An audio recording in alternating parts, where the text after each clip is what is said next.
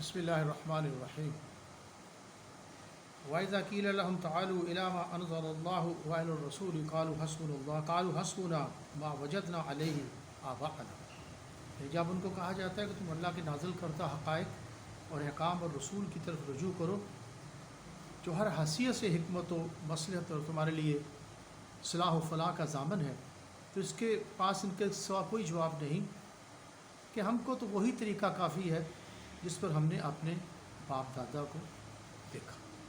تو آگے قرآن نے اس کے جواب میں فرمایا اولو کان آباؤہم لا یعلمون، اگرچہ تمہارے باپ دادا کو کچھ بھی نہ علم ہو تب بھی ان کی بات کو مانو۔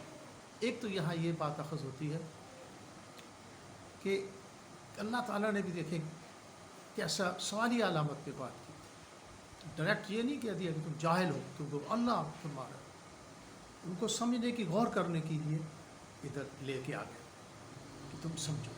جیسے عبداللہ ابن عمر کے پاس کوئی شخص ہے، ایسے کہا کہ فلاں شخص بیٹھے ہوئے ہیں ایک دوسرے کو مشرک کہہ رہے ہیں، آپ نے تم جاؤ جا کے اسے، آپ نے فرمایا کہ تیرا خیال ہے کہ میں تمہیں حکم دوں کہ تم جا کے قتال کرو ان کے ساتھ؟ نہیں، کو پیار سے سمجھاؤ، اگر وہ نہیں سمجھتے تو چھوڑ دو ان کو، ان کے حال پہ چھوڑ دو۔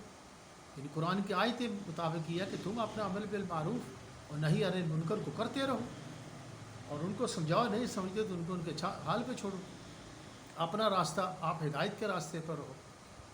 یعنی کہ جو واجبات ہیں جن میں امر بالمعروف ہے، جہاد ہے، امر بالمعروف ہے، ان کے اوپر قائم رہو۔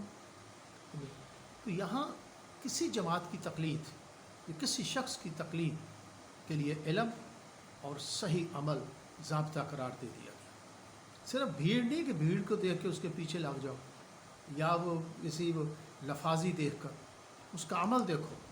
کسی کو اس جس مقصد پہ آپ چلنا چاہتے ہیں وہ اس کو جانتا ہے، اس کے پاس اس کا نالج ہے، اس کے پاس اس کا علم ہے، یا ہم تو ڈوبے ہیں صنم خود کو بھی لے ڈوبیں گے۔ تو یہ چیز دیکھنی ہوتی ہے، اس کا نالج، اس کا صحیح، اس کا عمل، اس کے عمل مستقیم اس کا اس پر ہے یا نہیں ہے۔ اس لیے ہم نے اس اصول کو چھوڑ دیا ہے، تو غلط قسم کے رہنما بنا لیتے ہیں، غلط قسم کے اپنے مقتدا بنا لیتے ہیں۔ یہ صرف ہماری کوتاہی اور بے وقوفی کی وجہ سے ہوتا ہے۔ یہاں کوئی یہ نہیں ہے کہ ہمیں اس کے اوپر غور کرنا چاہیے۔ اس لیے ایک بات اور ہے،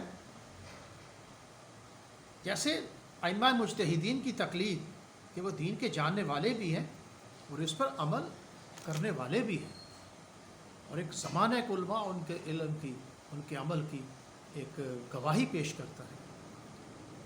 قرآن کے اجمالاً یا حدیث کے کچھ اجمالاً ابہام کی وجہ سے اجتہادی مسائل ہوتے ہیں، اور کچھ ایسے دقیق مسائل ہیں جس میں ائمہ کرام کی بھی دو رائے ہیں۔ یاد رکھیے گا، دونوں رائے کو درست ماننا ہے۔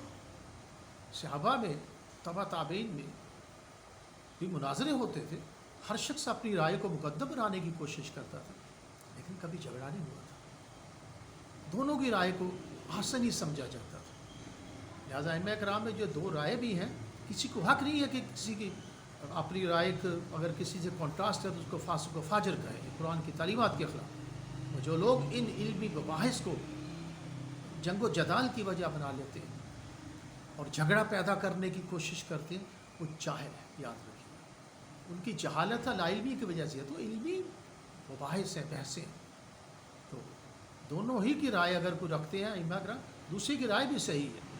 یہ ایک اپروچ ہے، علمی استدلالی اپروچ، دلائل کے ذریعے، وہ استدلال کے ذریعے وہ ایک رائے کو زیادہ اہم بنانا چاہتے ہیں۔ سب مسئلوں میں نہیں، کچھ ایسے عوامل آتے ہیں یہاں کہ وہ اس کی جو ہے ایک حکمت تک، اس کے فہم کو جاننے کی کوشش کرتے ہیں، تاکہ ایک کہتا نہیں یار میں قریب ہو گیا ہوں اس فہم میں۔ یہ حدیث سے محبت کی بات ہے، اللہ کے کلام نہیں وہ کہتا کہ میں اس کے معمولی لوگ تو نہیں ہیں، نہیں یار جو کام کرنے والے عظیم لوگ ہیں، گریٹ لوگ ہیں، تو وہ ان کی ایک اپروچ ہے، ان کی محبت ہے کہ ہم کہتے یار تو بعد میں ہم جیسے جو تھاروپریٹروں کے پیچھے وہ لڑائیاں شروع کر دیتے ہیں، یہ جہالت ہے۔ جماعت جو حق پر ہو، جو صحیح چلنے والی ہو، یا جو شخص ہو، اس کی اتباع کی جائے۔ اور یہاں سمجھانے کا طریقہ بھی بتا دیا حضرت عبداللہ ابن عمر کہ مشرک کرتے ہیں، ان کو سمجھاؤ جا کے پیار سے، نہیں سمجھے تو چھوڑو، آپ اپنا کام جاری رکھو، آپ امر بالمعروف و نہی عن المنکر اور واجبات جو بھی احکامات ہیں اس کے اوپر عمل کرتے رہو. ہر چیز میں حکمت پائی جاتی ہے. اور ایسے چاہے لیڈر ہوں یا جو بھی ہوں جن کو نہ علم ہو نہ عمل مستقیم جن کے پاس ہو, ان سے بچیے. ایک سائیکلوجیکل ہے کہ ہم جس سے اویئر ہو جاتے ہیں, تھوڑا سا ایک ڈیووشن ہو جاتی ہے, کلوزنس ہو جاتی ہے, اس سے ہٹنا سائیکلوجیکل ایک ویکنیس ہوتی ہے. اگر آپ فکر آخرت عزیز ہے, آپ حقائق پرست ہیں, تو چینج ہو سکتے ہیں. السلام علیکم.